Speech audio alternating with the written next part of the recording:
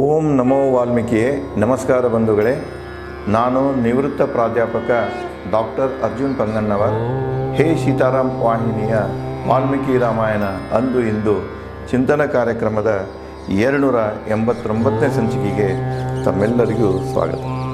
ನಾನು ತಮಗೆ ಹಿಂದಿನ ಸಂಚಿಕೆಯಲ್ಲಿ ವಾಲ್ಮೀಕಿಯವರು ಯಾವ ರೀತಿಯಾಗಿ ಹೇಮಂತ ಋತುವನ್ನು ವರ್ಣನೆ ಮಾಡ್ತಾರೆ, ಹೇಮಂತ ಋತುವಿನಿಂದಾಗಿ ಭೂಮಿಯಲ್ಲಿ ಏನೇನು ಬದಲಾವಣೆ ಕಾಣ್ಬರ್ತಿದೆ, ಭತ್ತದ ಗದ್ದೆಗಳು ಹೆಂಗೆ ಕಾಣಿಸ್ತವ, ಗೋಧಿ ಹೊಲಗಳು ಹೆಂಗೆ ಕಾಣಿಸ್ತವ, ಬೆಟ್ಟಗಳು ಹೆಂಗೆ ಕಾಣಿಸ್ತವ, ನೀರಿನ ಹೊಂಡಗಳು ಹೆಂಗೆ ಕಾಣಿಸ್ತವ, ನೀರಿನ ಗುಣಮಟ್ಟ ಹೇಗಿರ್ತದೆ, ಮತ್ತು ಸೂರ್ಯನ ಒಂದು ಪ್ರಕೃತಿಯಲ್ಲಿ ಏನು ವ್ಯತ್ಯಾಸ ಇರ್ತದೆ, ಸೂರ್ಯ ಯಾವಾಗ ಹಿತಕರವಾಗ್ತಾನೆ ಇತ್ಯಾದಿಗಳನ್ನು ವರ್ಣನೆ ಮಾಡ್ತಾ ಆ ವರ್ಣನೆಯನ್ನು ಅವರು ಮುಂದುವರಿಸ್ತಾರೆ.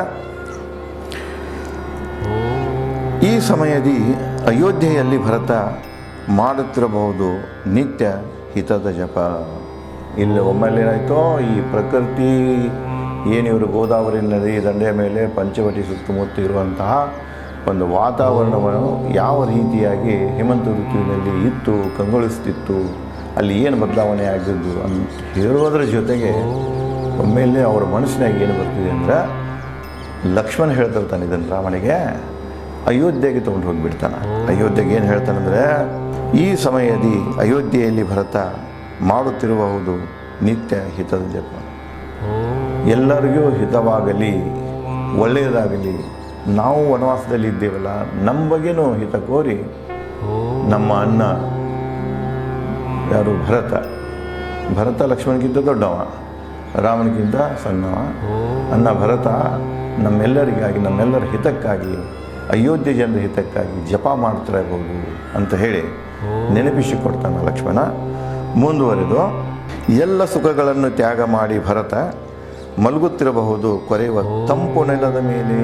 ಈಗ ಹೇಮಂತ ಋತು ಇದೆ, ಚಳಿಗಾಲ ಶುರುವಾಗ್ಯದ. ಅವನು ಕೂಡ ಇಲ್ಲಿಂದ ಏನಾಗ್ಯಾನ, ಒಂದು ಸನ್ಯಾಸಿಯನ್ನು ಸ್ವೀಕಾರ ಮಾಡ್ಕೊಂಡು ಹೋಗ್ಯಾನ, ಎಲ್ಲ ತ್ಯಾಗ ಮಾಡಿದವನ. ಈಗ ಅಲ್ಲಿ ಹೇಗೆ ಅಂದ್ರೆ ಅವನ ಪರಿಸ್ಥಿತಿ ಇದೆ ಅಂದ್ರೆ, ನಾವು ಹೇಗೆ ಇಲ್ಲಿ ನೆಲದ ಮೇಲೆ ಮಲಗ್ತೇವೆ, ಹಾಗೆ ಅವನು ತನ್ನ ಎಲ್ಲದನ್ನು ತ್ಯಾಗ ಮಾಡಿ ಕೊರೆಯುವ ಚಳಿಯಲ್ಲಿ ತಂಪಾದ ಭೂಮಿಯ ಮೇಲೆ ಅವನು ಕೂಡ ಮಲಗ್ತಿರಬಹುದಲ್ಲ ಅಂತ ಅಣ್ಣನಿಗೆ ನೆನಪಿಸಿ ಕೊಡ್ತಾನೆ. ಸುಖದಲ್ಲಿ ಬೆಳೆದ ಭರತ ಮುಂಜಾವಿನ ಚಳಿಯಲ್ಲಿ ಮಾಡುತ್ತಿರಬಹುದು ಸರಾಯು ನದಿ ಸ್ನಾನ. ಸುಖದಿಂದ ಬೆಳೆದಂಥ ನನ್ನ ಭರತ ಈಗ ಸನ್ಯಾಸಿ, ನಮ್ಗತೆ ಸನ್ಯಾಸಿದೇನೋ ವಚನ ಕೊಟ್ಟು ಹೋಗ್ಯಾನ, ನಾನು ಸನ್ಯಾಸಿಯಾಗಿ 14 ವರ್ಷ ಅಲ್ಲಿ ನಾನು ಸನ್ಯಾಸಿಯಾಗಿ ಇರ್ತೀನಿ ಅಂತ ಏನು ಕೊಟ್ಟಾನ. ಮತ್ತು ಸನ್ಯಾಸಿ ಧರ್ಮ ಪಾಲಿಸಬೇಕಾದ್ರೆ ಮುಂಜಾವಿನಲ್ಲಿ ಎದ್ದು ರಣೋದಯ ಸಮಯದಲ್ಲಿ ಎದ್ದು ನದಿಗೆ ಹೋಗಿ ಸ್ನಾನ ಮಾಡಬೇಕು. ಈಗಿನ ಸ್ವಾಮಿಗಳು ಏನು ಎಷ್ಟು ಜನ ಮಾಡ್ತಾರೋ ಅದು ಅವ್ರಿಗೆ ಗೊತ್ತು. ಆದರೆ ಬಹಳಷ್ಟು ಜನ ಇವನ್ನೆಲ್ಲರೂ ಬಿಟ್ಟಾರು. ಮುಂಜಾನೆ 4-4:30 ಹೊತ್ತಿಗೆ ಎದ್ದುಕೊಂಡು ಸ್ನಾನ ಮಾಡಿ ತಾವೇ ನೀರನ್ನು ಹೊತ್ತು ತಂದು ಪೂಜೆ ಮಾಡೋದು, ಪೂಜೆಗೆ ಬೇಕಾದ ಸಾಮಾನನ್ನು ತಯಾರು ಮಾಡೋದು ಎಲ್ಲ ಅವರೇ ಮಾಡ್ಕೊತಿರ್ತಾರೆ. ಸ್ವಾಮಿಗಳನ್ನೇ ಮಾಡಿಕೊಂಡು ಪೂಜೆ ಮಾಡೋದು. ಅಂತಹ ಸನ್ಯಾಸತ್ವ ಈಗ ಎಲ್ಲಿದೆ, ಏನು ಹುಡುಕೋದು ಭಾಳ ಕಠಿಣ ಆಗ್ತಿದೆ. ಅದಕ್ಕೆ ಅವ ಏನು ನೆನೆಸ್ತಾನಂದ್ರೆ, ಅವ ಸನ್ಯಾಸಿ ಧರ್ಮ ಸ್ವೀಕಾರ ಮಾಡ್ಯಾನ. ಕೊಲಿಯುವ ಚಳಿದಾಗ ಮುಂಜಾನೆ ಎದ್ದು ಸರಾಯು ನದಿ, ಅದು ತಂಪು ಆಗಿರ್ತದೆ ಮುಂಜಾನೆ ನದಿ, ಆ ಸರಾಯು ನದಿಯಲ್ಲಿ ಕೊರೆಯುವ ಒಂದು ಚಳಿಯಲ್ಲಿ ತಂಪಾದ ನೀರಿನಲ್ಲಿ ಸ್ನಾನ ಮಾಡಿ ಬರ್ತಿರಬೇಕಲ್ಲ, ಎಂಥ ಕಷ್ಟವನ್ನು ನಮ್ಮಂತೆ ಅವನು ಕೂಡ ಅನುಭವಿಸುತ್ತಿದ್ದಾನಲ್ಲ ಹೇಳ್ತಾನೆ. ಮುಂದುವರೆದಲ್ಲಿ, ಶ್ಯಾಮವರ್ಣ ಕಮಲಾಕ್ಷ ಸಿಂಹ ನಡುಗೆಯ ಭರತನ ವ್ಯಕ್ತಿತ್ವದ ಬಗ್ಗೆ ಹೇಳ್ತಾನೆ. ಶ್ಯಾಮವರ್ಣ, ಅವನು ಕೂಡ ಕಪ್ಪು ವರ್ಣ.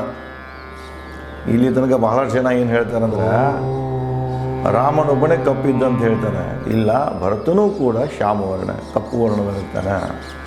ಶ್ಯಾಮವರ್ಣ ಭರತ.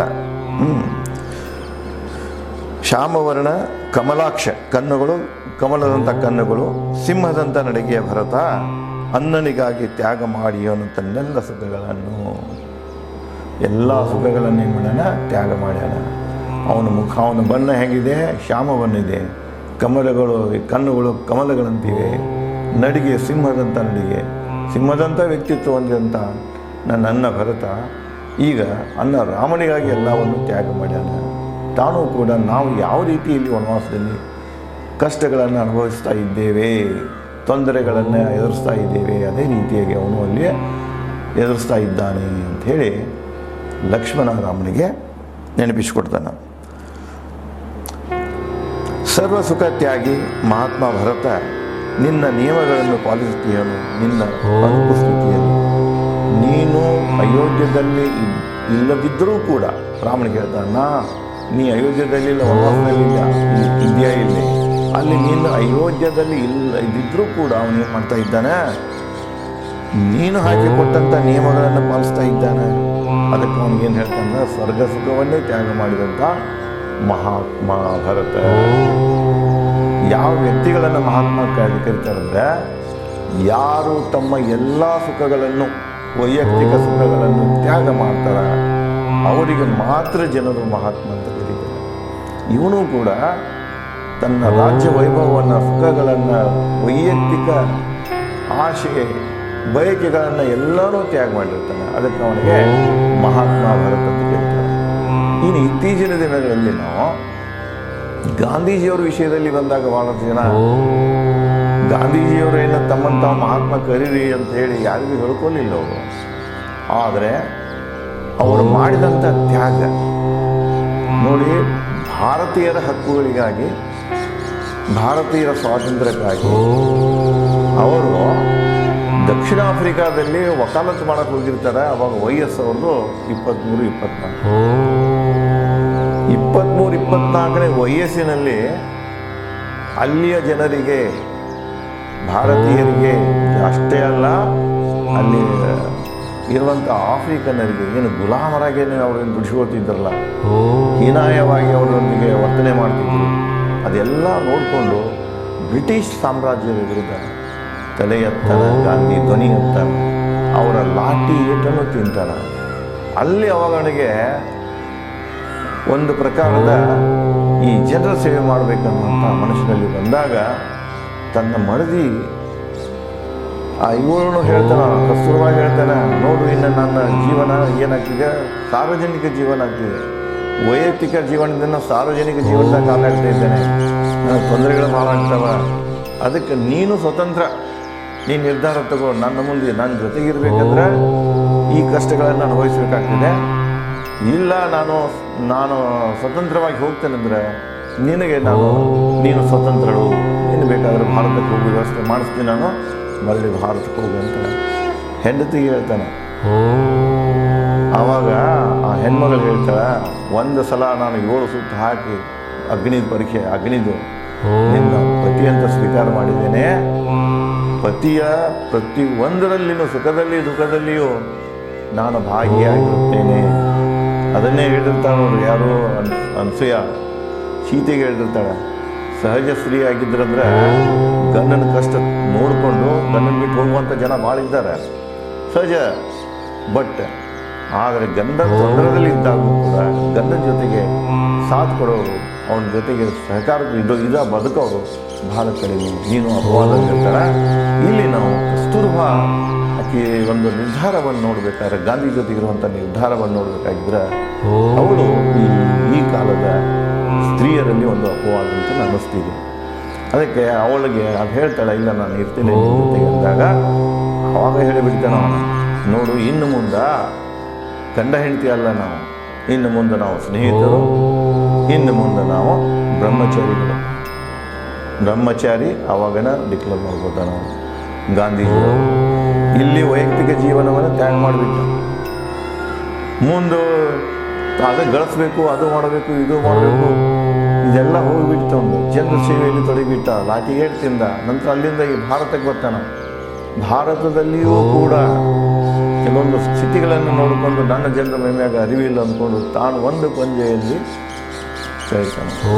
ಇಲ್ಲಿ ತನಕ ಆದರೆ ಅವನು 79 ವರ್ಷ ತುಂಬು ತನಕ ಅವನು ಗಾಂಧೀಜಿ ನೋಡ್ರಿ, 24ನೇ ವಯಸ್ಸಿನಿಂದ ಹಿಡ್ಕೊಂಡು 79ನೇ ವಯಸ್ಸಿನ ತನಕ ಎಲ್ಲವನ್ನು ತ್ಯಾಗ ಮಾಡಿ ಈ ಜನರಿಗಾಗಿ ಇತ್ತ. ಅದಕ್ಕೆ ಜನ ಅವನನ್ನು ಮಹಾತ್ಮ ಅಂತ ಕರೀತಾರೆ. ಎಲ್ಲರಿಗೂ ಮಹಾತ್ಮ ಅನ್ನೋದಿಲ್ಲ, ನಾವೇನೋ ನಮ್ಮ ಶಬ್ದ ಬರ್ತೈತಪ್ಪ ಅಂತ ಎಲ್ಲರ ಮುಂದೆ ಮಹಾತ್ಮ ಹಚ್ಕೊಂತ ಹೋದು ಒಂದು ಪ್ರಕಾರದ ಅಸಂಬದ್ಧ ಅನ್ನಿಸ್ತಿದೆ. ಮಹಾತ್ಮ ಅನಿಸ್ಕೊಳ್ಬೇಕಾಗಿತ್ತಂದ್ರೆ ಇಂಥ ಲಕ್ಷಣಗಳು, ಇಂತಹ ತ್ಯಾಗ, ಎಲ್ಲ ತ್ಯಾಗದ ಒಂದು ಬದುಕು, ಪವಿತ್ರವಾದಂಥ ಬದುಕನ್ನು. ಆದರೆ ಗಾಂಧಿ ವಿರುದ್ಧ ಏನೇನೋ ಕಥೆಗಳನ್ನು ಕಟ್ತಾರೆ.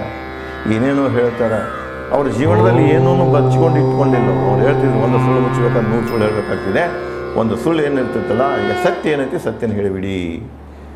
ಅದಕ್ಕೆ ಅವರು ಸತ್ಯದೊಂದಿಗೆ ಸಾಕಷ್ಟು ಪ್ರಯೋಗಗಳನ್ನು ಮಾಡ್ಯಾರ. ಅವ್ರ ಪುಸ್ತಕ ಇದೆ ನೋಡಿ, ಸಮ್ ಎಕ್ಸ್ಪೀರಿಯಂಟ್ ವಿತ್ ಗಾಂಧೀಜಿಯವರ ಫೋಟೋಗ್ರಾಫಿ ಎಲ್ಲ ಯಾವುದೂ ಬಚ್ಚಿಟ್ಟಿಲ್ಲ. ಅವರು ತಮಗೆ ಬುದ್ಧಿ ತಿಳಿದಾಯಿಂದ ಹಿಡ್ಕೊಂಡು ಕೊನೆಗೆ ತನಕನೂ ಅವ್ರು ಏನು ಮಾಡಿದ್ರು, ಏನೇನು ಆಗ್ತದೆ ಎಲ್ಲನೂ ಬರ್ತಾರೆ. ಅದಕ್ಕೆ ಅಂತಹ ವ್ಯಕ್ತಿಗಳನ್ನು ಮಾತ್ರ ನಾವು ಮಹಾತ್ಮ ಅಂತ ಕರೆಯಲು ಸಾಧ್ಯ. ಇಲ್ಲಿ ಭರತನನ್ನು ಅವನು ಮಹಾತ್ಮ ಅಂತ ಸಂಬೋಧಿಸ್ತಾನೆ. ತಾಯಿಯಂತೆ ಮಗ ಗಾದೆಯನ್ನು ಖುಷಿಗೊಳಿಸಿಹನು ಭರತ. ತಾಯಿಯಂತೆ ಮಗ, ಅವ್ವನಂಗ ಮಗ ಇಲ್ಲ. ತಾಯಿಯಂತೆ ಮಗಳು ಅಂತ ನಾನು ತಮಗೆ ಹಿಂದೆ ಇವಳ್ದು ಯಾವುದು ಕೈ ಹೇಳೋ ಕಾಲಕ್ಕೆ ಹೇಳಿದ್ದೆ ನಾನು. ಆಕೆ ಅವ್ರ ತಾಯಿನೂ ಹಂಗೆ ಇರ್ತಾಳೆ. ಇಲ್ಲಿ ಅವನು ಹೇಳ್ತಾನೆ ತಾಯಿಯಂತೆ ಮಗ ಅಂದ್ರೆ ಕೈ ಹೆಂಗಿದಾಳ ಹಂಗೆ ಭರತ ಇಲ್ಲ. ತಾಯಿಯಂತೆ ಮಗ ಅನ್ನುವಂಥದ್ದು ಒಂದು ನಾಣ್ಣುಡಿ ಇದೆ, ಜನರ ಒಂದು ಅಭಿಪ್ರಾಯ ಇದೆ, ಒಂದು ಸಿದ್ಧಾಂತ ಇದೆ. ಆದ್ರೆ ಆ ಸಿದ್ಧಾಂತಕ್ಕೆ ಎಕ್ಸೆಪ್ಷನ್ ಯಾರಪ್ಪ ಅಂದ್ರೆ ಭರತ. ಅವನ ತಾಯಿಯಲ್ಲಿ ಇರುವಂಥ ಅವಗುಣಗಳು ಭರತನಲ್ಲಿಲ್ಲ. ತಾಯಿಯಲ್ಲಿ ಇರುವಂಥ ಸ್ವಾರ್ಥ ಭರತನಲ್ಲಿ ಇಲ್ಲ ಅಂತ ಭರತ ಇಲ್ಲ ಅಂತ ಹೇಳಿ ಲಕ್ಷ್ಮಣ ರಾಮನಿಗೆ ಹೇಳ್ತಾನೆ. ಇದೇ ಒಂದು ಸಂವಾದವನ್ನು ಭರತ ಯಾವ ರೀತಿಯಾಗಿ ಮುಂದುವರ್ಸ್ಕೊಂಡು ಹೋಗ್ತಾನೆ, ರಾಮ ಅದಕ್ಕೇನು ಹೇಳ್ತಾನೆ, ಮುಂದೆ ಏನು ಆಲೋಚನೆಗಳು ಬರ್ತಾವನ್ನೋ ಅದನ್ನು ನಾನು ಮುಂದಿನ ಸಂಚಿಕೆಯಲ್ಲಿ ಹಂಚಿಕೊಳ್ಳುತ್ತೇನೆ. ಧನ್ಯವಾದಗಳು.